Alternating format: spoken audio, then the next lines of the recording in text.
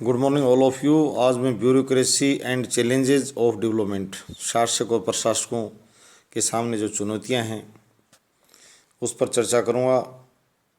योजना आयोग 15 मार्च 1950 को एक प्रस्ताव के तहत बनाया गया 5 ईयर प्लान्स, अस्तित्व में 5 वर्षीय योजनाएं, और उनको एनडीए की सरकार ने 2014 में 13 अगस्त 2014 को 3 ईयर एक्शन प्लान बनाई। अप्रैल 1 2017 से इनको लागू किया गया और 12वीं पंचवर्षीय योजना अंतिम पंचवर्षीय योजना थी। अब 3 ईयर एक्शन प्लान चल रहे हैं और 13 अगस्त 2014 को योजना आयोग का नाम नीति आयोग बना दिया गया। भवन वही है परंतु उसका नाम परिवर्तन किया गया नीति।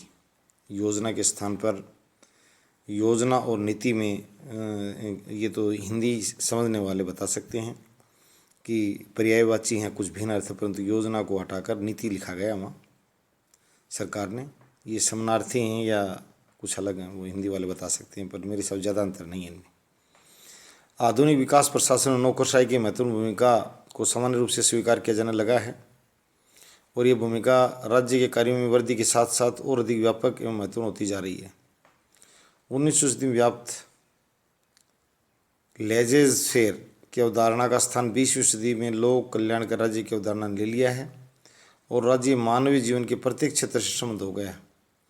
राज्य कार्य क्षेत्र में वृद्धि के साथ साथ स्वाभाविक रूप से नौकरशाही कार्य क्षेत्र बहुत व्यापक हो गया है। नौकरशाही के कार्यों का विस्तार एक सर्वव्यापी प्रवृत्ति है।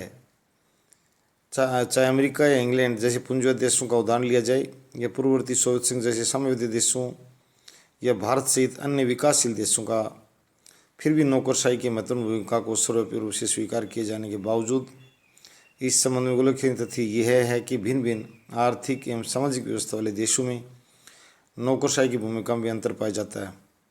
विकासशील देशों में जो भूमिका नौकरशाही निभाती है वह निश्चित रूप से पश्चिम के विकसित देशों में नौकरशाही द्वारा निभाई जाने वाली भूमिका से अधिक महत्वपूर्ण एवं जटिल है। यहाँ ज़्यादा जटिलता, ज़्यादा उस जो आवश्यकता पड़ रही है, ज़्यादा यानी एडवांस होने की और सक्षम होने की। विकासशील देशों में नौकरशाही भूमिका भली भांति समझने की इस बात का ध्यान रखना होगा कि जिन समस्याओं से उन देशों को सामना करना है और जिन समस्याओं से नौकरशाही को जूझना है वे समस्याएं निश्चित रूप से विकसित देशों के समक्ष उपस्थित समस्याओं से भिन्न हैं। विकासशील देशों का उद्योग मुख्य रूप से द्वितीय विश्व युद्ध के पश्चात एशिया, अफ्रीका तथा लैटिन अमेरिका में हुआ। बड़ी तादाद में पहले के उपनिवेशों ने स्वतंत्र राज्यों का रूप धारण किया। उन राज्यों में भौगोलिक, आर्थिक एवं राजनीतिक रूप से सांस्कृतिक राजनीतिक भिन्नता के बावजूद उन्हें आर्थिक एवं राजनीतिक रूप से विकासशील माना जाए, क्योंकि ये देश आर्थिक एवं राजनीतिक रूप से सामान्य विकसित होने के लिए प्रयत्नशील हुए हैं। ये इसने बताया है कि इन लोगों को नौकरशाही के सामने क्या चुनौतियां हैं, आर्थिक चुनौतियाँ क्या, सामाजिक क्या। मैं तो इतनी बताना चाहता हूँ भारतीय नागरिकों को कि यहाँ के शासक और प्रशासकों के सामने दो ही चीज़ हैं कि धन का, लोकतंत्र कहता भी यही है कि धन का जो सरकार जो कलेक्शन है, टैक्स कलेक्शन, वो विकसित यानी धनी लोगों से ज़्यादा करे और आम नागरिकों को ज़्यादा टैक्सों के भार पर न ला दे। और रही बात शिक्षा रोजगार की, तो सबको शिक्षा, सबको काम, इसको चाहे तकनीकी का सहारा ले, चाहे किसी के और सबको काम देने के लिए चाहे कम वेतन का सहारा ले, मैं ये भी नहीं कह रहा हूँ, परंतु सरकार को इस नीति पर आना पड़ेगा कि सबको शिक्षा, सबको काम। लोग स्विट्जरलैंड का उदाहरण लेते हैं, ये हमारे जो शासक प्रशासक इनको सबको पता है स्विट्जरलैंड में क्या कहते हैं। मानव का सबसे सुखी जीवन जो है वो, सुखी जीवन का मतलब यह मन हंसने से नहीं है, कहने मतलब खुशहाल, जहाँ शिक्षा स्वास्थ्य सुविधाएँ हैं, उसमें स्विट्जरलैंड का ज़्यादातर बार 1 या 2 नंबर पर रहता है। पुर्तगाल, स्विट्जरलैंड वगैरह जो देश हैं ये, और हमारा स्थान बहुत नीचे है, 131वां है। जो श्रीलंका हमारा पड़ोसी देश है वो 72वें स्थान बैठा है। तो शिक्षा, स्वास्थ्य, रोजगार की जो बातें उन पर खूब चर्चा की जाए शासकों प्रशासकों द्वारा। नीति आयोग में चर्चा की जाए कि सबको शिक्षा कैसी दी जाए, सिर्फ कागजी कार्रवाई नहीं की जाए। इसके लिए अभिभावकों और बच्चों के जो उनका ढंग है, सलीका है, वो भी देखना पड़ेगा। अधिकाधिक सिर्फ कोरे आंकड़े पेश करना उससे काम नहीं चलेगा कि लोग, छोटे बच्चे कितना सीखें, दबाव न माने, ये नहीं कहें मैं स्कूल ना आऊँ क्या घरेलू जो अभी ई लर्निंग की जो बात चली है वो किस कक्षा के बच्चों पर प्रभावी है, उसको कहाँ बढ़ाया जाए जो कारगर हो। इस तरह की बातें जो हैं, रोज़गार की जब बात की जाए उसमें मैं बिल्कुल, जब मैं विकास की बात कर रहा हूँ तो ये भी सामने आएगी, कैसे भोगे भजन हो न गोपाला, यहाँ कोई ऊंचा नीचा नहीं है। एक पुरानी कहावत है, समुदाय, जब दो समुदाय से संबंधित व्यक्ति जब एक ही पद पर काम करते हैं, कभी उनको आभास नहीं होता छोटा बड़ा, उनको पता है कि पद बड़ा, ये पद मुख्य है, और न तो बड़ा न ही छोटा है।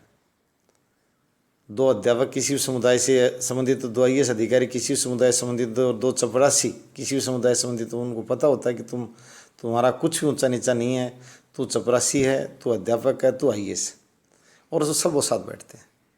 हमें अनटचेबिलिटी जैसे मुद्दों को, जातिवाद संप्रदाय जैसे मुद्दों को पढ़ाने की जरूरत ही नहीं है कि नहीं, खिलाफ अपने आप व्यवस्था सुधर जाती है। पर सुधरे कब? शिक्षा मिल जाए। सुधरेगी कब? जब काम मिल जाए। सुधरेगी कब? जब पेट भर जाए। इसके बगैर तो, अगर सगे भाई भी अगर उनमें इतनी ज़्यादा असमानता होगी, एक बहुत धनी होगा एक बहुत गरीब होगा, तो वो निश्चित रूप से कभी उसको बराबर नहीं मानता, सम्मान नहीं दे सकता। कह सकता है बात, परंतु अंदर उनका भाव बदल जाता है। इस तरह का कहते हैं ना, जल किधर से किधर बहना बंद कब करता? जब दोनों का लेवल स्तर बराबर हो जाए, दोनों बाल्टियों का, तो जल किधर भी नहीं वहीं खड़ा रहता है। तो वही बात है, सबको शिक्षा, सबको रोज़गार, सबको काम, इस तरह की बातें लेकर आएँ। जो आजकल NPS पर भी चर्चा हो रही बार बार, जो कई विरोधी दल जो है वो सत्ता में नहीं होते, वो चर्चाएं करते हैं पेंशन स्कीम लेकर आएंगे। कम से कम 5,000 रुपये की पेंशन स्कीम तो एक बार पूरे देश में लागू कराने की मांग करें कर्मचारी संगठन। सब ने काम किया है, किसी ने खेती की, किसी ने मजदूरी की, किसी ने टैक्सी चलाई, किसी ने सरकारी नौकरी की है। पेंशन स्कीम ऐसी, वो पेंशन स्कीम राज्य द्वारा वृद्धावस्था में दी जाने वाली सहायता है, और उसमें नागरिकों के बीच में भेद नहीं किया जाए। मैं कह रहा हूँ कि ये बीच की कागजी अगर भ्रष्टाचार को बढ़ावा नहीं मिलेगा, 60 वर्ष से जो बढ़ा है सबको दे दी जाए, और जो 58 वर्ष सेवानिवृत्ति का है उसको 60 वर्ष भी कर दी जाए, क्योंकि 2 वर्ष का जो गैप है ये कार्यशील और रिटायरमेंट की उम्र में एक गैप दर्शा रहे हैं। हमारे यहाँ जो वृद्धावस्था पेंशन 60 से लागू है, 58 से नहीं है। तो 5100 रुपये जो पेंशन की स्कीम कई राज्य सरकारों तो ये अपने मैनिफेस्टो में लेकर भी आ रहे हैं विदेश में, खैर कहीं 5,000 लागू तो नहीं हुई। एक बार प्रधानमंत्री मोदी ने कई साल पहले पंजाब की एक सभा में तो कहा था कि हम इस बार से जो पिछले विधानसभा चुनाव में करीब 8 नहीं तो कई वर्ष पहले की बात है, प्रकाश सिंह बादल के साथ कि भाई हम आपको किसानों को 5,000 पेंशन देंगे, पर नीति आयोग में और सभी, मैंने पहले कहा, शासक प्रशासक और राजनीतिक विचारकों से ये बात, चिकित्सा क्षेत्र में पढ़े लोग ज़्यादा नहीं करेंगे। मैं राजनीति विज्ञान को इसीलिए अपना विषय बना रहा हूँ, लोक प्रशासन को इसलिए बना रहा हूँ, आप अच्छे नागरिक बने। नागरिकता पैदा करता है राजनीति विज्ञान। पहले इसको सिविक्स छोटी कक्षा में 11वीं 12वीं में कहा जाता था, नागरिक शास्त्र, नागरिकता का ज्ञान कराना, अच्छे शासक प्रशासक तैयार करना। ये IIT होल्डर आदमी जो QC जुडिशियल पावर में जाइए, सो चयनित हो जाए, चाहे एडमिनिस्ट्रेटर बन जाए, स्टेट गवर्नमेंट स्टेट सर्विसेज में बन जाए, मैं ये बात निश्चित रूप से कहता हूँ कि वो उन चीज़ों को नहीं जानता कि आर्टिकल 120 क्या, 122 क्या, लर्निंग, वो एक रटी रटाई बात अलग है, क्योंकि उसका मूल विषय नहीं है। इसलिए मैं कल भी मैंने वीडियो जारी किया था कि डॉक्टर, इंजीनियर्स और प्रबंधकों से मैं कहता हूँ कि प्लीज़ वो अपनी साइड में जाएँ, और जो विशेष रूप से लॉयर्स जो लोग हैं वो civil jobs and judicial jobs के लिए तेज़ी से बढ़ें। और एक प्राइवेट कोर्ट भी डेवलप की जा सकते, प्राइवेट कोर्ट समझ को बोलते हैं। मैं लॉयर्स को ये भी कहता हूँ कि आप प्राइवेट कोर्ट भी डेवलप कर लें, सिर्फ आप माई लॉर्ड कहना नहीं सीखें, आप खुद भी लॉर्ड। मैं ये बताना चाहता हूँ इसी विकास योजना, विकास की चुनौती सामने की, जो बेकार की, यानी वाद शब्द को ये कहते हैं ना, चीज़ आसानी से सुलभता, न्याय हमें रोड पर आसानी सुलभ हो जाना चाहिए। जैसे पहले हमारी पंचायतें होती थी, भाई बुलाओ 200 आदमियों को, बहुत बड़ी सामाजिक अदालतें होती थी वो, और वास्तव में दूध का दूध और पानी का पानी करना होता था इनको। तो आज भी मैं लोगों को ये आह्वान करता हूँ, विशेष रूप से टीचर्स अकेला जो गवर्नमेंट एम्प्लॉयज़ है वही टीचर नहीं है, जो 10वीं पास पढ़ा लिखा व्यक्ति वो भी टीचर है। वो 15 बच्चों को ठगरी पढ़ा सकता है, वो लोगों को ओपन से मैट्रिक परीक्षा दिलाने के लिए प्रेरित कर सकता है, दिलवा भी सकता है। और थोड़ा सा एक्टिव बच्चा हो तो अपने गांव, अपने क्षेत्र के लोगों से अपना आर्थिक संसाधन बना सकता है, और ज़्यादा से ज़्यादा लोगों को मैं ये बात भी आज बताना चाहता हूँ, ओपन लर्निंग के लिए जो नीति आयोग या अभी जो नई शिक्षा नीति बता रही है कि ओपन लर्निंग बढ़ाया जाए। राजीव गांधी जी लेके आए थे दोनों schemes, national institute of open schooling और इग्नू, इंदिरा गांधी ओपन यूनिवर्सिटी, बड़ी कारगर रही हैं दोनों, और हमारे यहाँ ज़रूरत भी है। ज़्यादातर आम घरों में जो कमाए के लोग, उनके बच्चे 14-15 साल में अपना काम धंधा शुरू कर देते हैं। यदि घर पर बैठी बालिकाएं जो सीख रही हैं टेलरिंग का काम, वो भी अपनी 10वीं-12वीं परीक्षा दे, हमने उनको टीचर बनते देखा है, पढ़ी हैं वो 10वीं ओपन से, 12वीं ओपन से, और जेबीटी करके और शिक्षिका बनी है राजकीय विद्यालयों में। तो आप रुके नहीं, ओपन लर्निंग को बढ़ाई जाए और शिक्षा, रोजगार और वृद्धावस्था पेंशन, सबको शिक्षा, सबको काम और वृद्धावस्था पेंशन पर बहुत भारी चर्चा की जाए देश में। और सभी राजनीतिक विचारकों से, राजनीतिक विज्ञान पढ़ने वाले बच्चों से और विद्यार्थियों से, शिक्षकों से, पत्रकारों से, वकील महोदय से मैं कहता हूँ, शिक्षा, रोजगार और वृद्धावस्था पेंशन पर खुली चर्चा की जाए। और न्याय की सुलभता सरकार करेगी तब करेगी, कम से कम प्राइवेट रूप से एक बार जो हमें आगे आना पड़ेगा। हमारी सरकार ने तो यहाँ सिर्फ कहते हैं, यहाँ जो पद मिल जाता तो वो सोचता मैं मज़ा कितना लूँ, मैं धन कितना कमाऊँ, उसको ये बात ध्यान नहीं है कि तेरे करते हुए क्या क्या मिले। यहाँ ज़्यादा से ज़्यादा बड़े पदों पर तो वो लोग बैठाने पड़ेंगे, तब हमें मौका मिलेगा जब कम से कम सुविधा और वेतन दिया जाएगा। अगर सिर्फ काम ही काम होगा तब आम नागरिक को वहाँ बैठाएंगे कि भैया ये काम आप कर लो, राष्ट्रीय सेवा है। जब तक माल ही माल रहेगा और काम नहीं रहेगा इस तरह के पदों पर, जब तक हमें अवसर कम ही मिलेगा।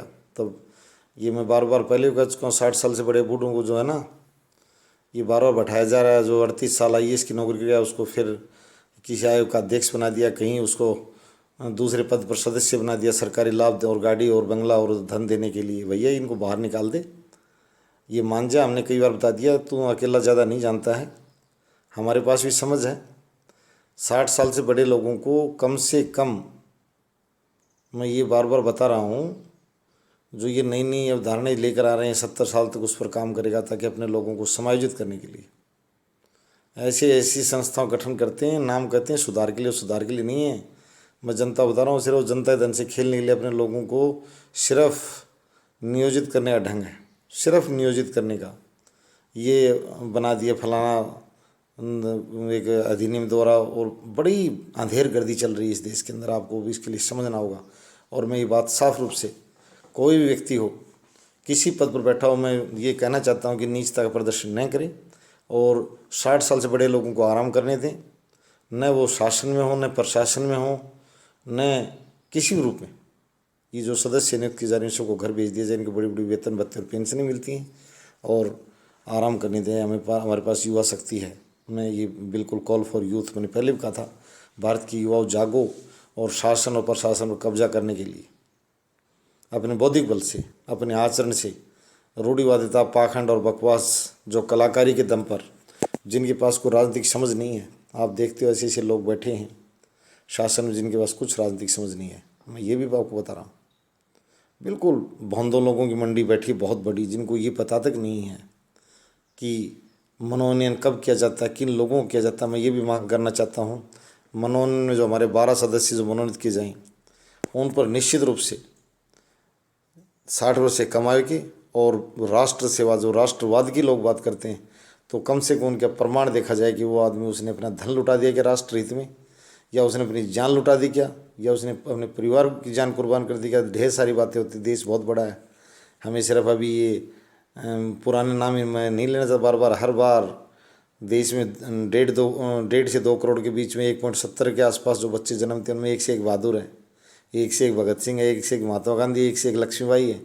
सिर्फ उन जयंतियों पर ध्यान नहीं दिया। हमारे जो नए बच्चे हैं उनका नाम भी साझा किया जाए कि इसका साल 2017 के जो यूथ्स थे, 2018 के यूथ्स थे, ये उनमें कौन कौन बच्चे जो हैं वो राष्ट्रीय स्तर की हस्तियाँ सिद्ध हुई हैं। बिल्कुल की जानी चाहिए अच्छा की तरफ चर्चा।